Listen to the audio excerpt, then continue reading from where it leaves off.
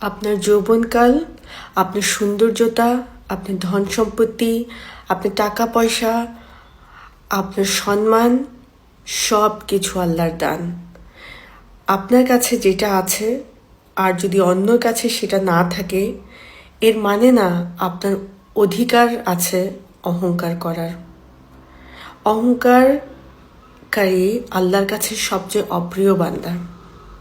আর আপনি অহংকার করবেন কেন?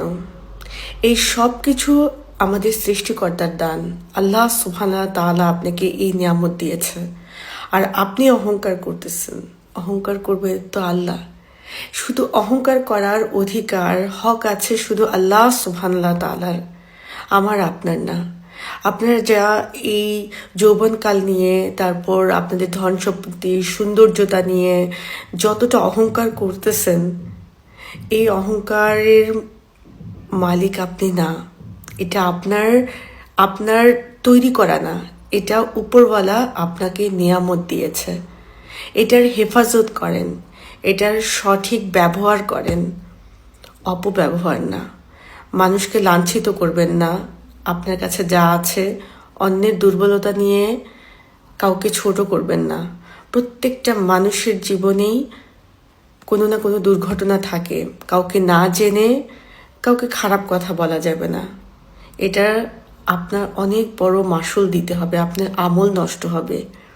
শুধু শুধু অন্যের পিছনে লেগে না থেকে, অন্যকে খারাপ কথা না বলে নিজের আমলটাকে বাড়ানোর চেষ্টা করেন।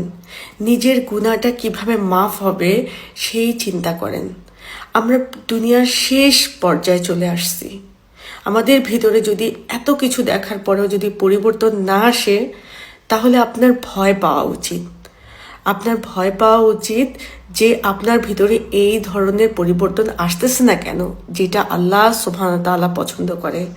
রাসূল সাল্লাল্লাহু আলাইহি সাল্লামের সুন্নাহ আপনি মেনে চলতেছেন না।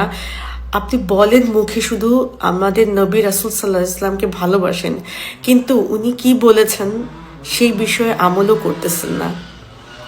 তো আপনার ভিতরে যদি এইসব পরিবর্তন না আসে এই সময়েও, এখন এই পৃথিবীর যে অবস্থা, তাহলে মনে রাখবেন যে আল্লাহর রহমত, নিয়ামত থেকে আপনি বঞ্চিত। অহংকারী আল্লাহর কাছে অনেক অপ্রিয় বান্দা। তো এটা থেকে দূরে থাকেন প্লিজ সবাই।